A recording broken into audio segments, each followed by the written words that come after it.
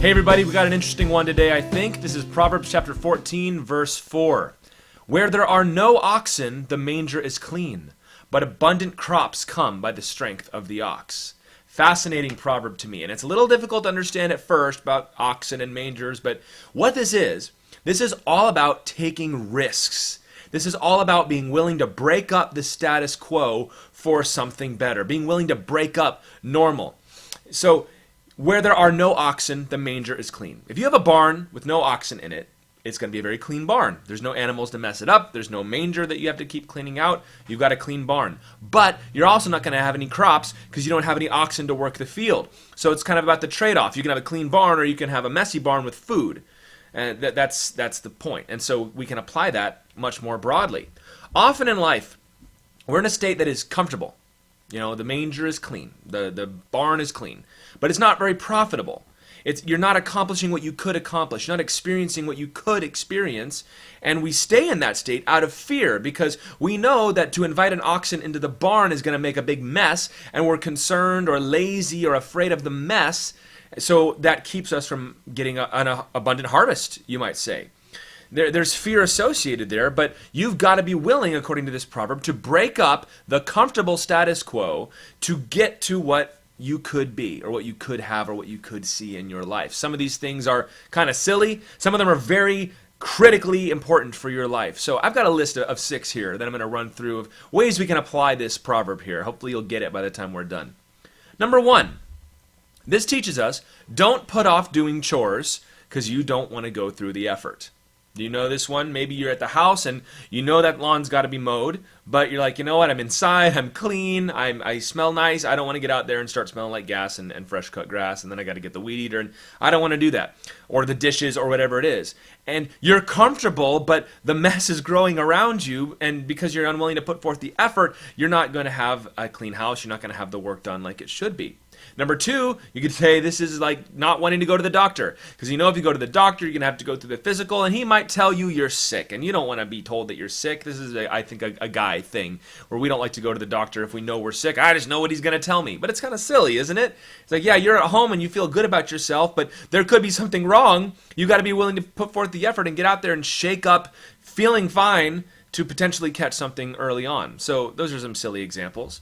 Here's something a little more serious. Don't put off having difficult conversations to resolve conflict. Let's think about marriage specifically here, but you can apply this to any relationship you like. In marriage, when there's a truce, so to speak, everybody's fine, nobody's angry, everybody's okay with each other, but down below the surface, there's some issues that have got to be discussed. But you know to bring those up is going to disrupt this equanimity that you seem to have. It's going to disrupt things. You're going to get angry. She might cry. He might get defensive. And it might make this whole evening, which is going really well, a very uncomfortable one. And maybe it'll even last into tomorrow. And so we avoid that. We don't want to bring the oxen into the manger because the manger is going to get messy. But you've got to resolve those conflicts or later on they're just going to blow up. You know, winter's going to come and you're not going to have a crop, so to speak. You've got to address these things head on. You've got to be willing to go through that mess in order to achieve what you might call transformation or change. Here's another one. Don't put off finding a wife or a husband out of fear of losing yourself. This is an interesting one that I've run into a lot more lately than when I was growing up, I think, and that wasn't even that long ago. But, you know, folks really, they don't want to get out and meet a woman or meet a man and be married because that would involve me having to put myself out there and be known, and we want to keep people at a distance. And sometimes we have this attitude like, this is my life and no one's going to change me. And you know, there's nothing wrong without getting married, but in many cases, the motivation is a wrong motivation. We say, I don't want to have to take the time to get to know somebody and to have to work on myself and change myself and be vulnerable and open with somebody and have to work out that whole relationship. So you know what? No, thank you. But that's a silly thing to do because then you're going to grow old and you're going to maybe realize I should have done that and I should have taken the step. Yeah, my barn is clean, but you know, then I'm not going to have a harvest, so to speak. Not comparing anybody's wife or husband to an ox. We'll just move on from that right now. How about this one? Don't stay in the same terrible job when you know you could do something different, but the process would be difficult. I had to do this. You know, when we came and planted the church here, I knew I was leaving a very good job, and I was looking forward to a good job, which I have now. But in the meantime, which ended up being a couple years, there was something that I did not really enjoy. There was uncertainty as far as the bills being paid, the job I did not enjoy. And even as I moved on from that, it was disruptive and we couldn't quite get into a rhythm for a long time. But now I'm here, and so not that I'm so great, but this is an example. You've got to be willing to put yourself out there. If you know you're capable of something more, don't stay in a place that's going to keep pushing you down. And you know that leaving the job might lead to some tightness in the budget. You might have to start low level at some other company and then work your way up. You've got to be willing to do that, though. You've got to be willing to let the ox into the manger, into the barn, I should say. And the manger's going to get dirty, but you're going to get a harvest when the oxen plows the field. And here's the last one. When you know you've got something to deal with between you and God, you've got a sin that needs forgiving, you've got something you've got to confess, something that's burdening your heart, don't avoid prayer. Don't avoid worship. Don't avoid church. Don't avoid a conversation with your pastor or reading your Bible, because you know where it's going to lead you. I've been guilty of this in the past. Like, I know that if I pray, immediately God's going to bring that thing to my mind, and I'm going to have to face it and deal with it.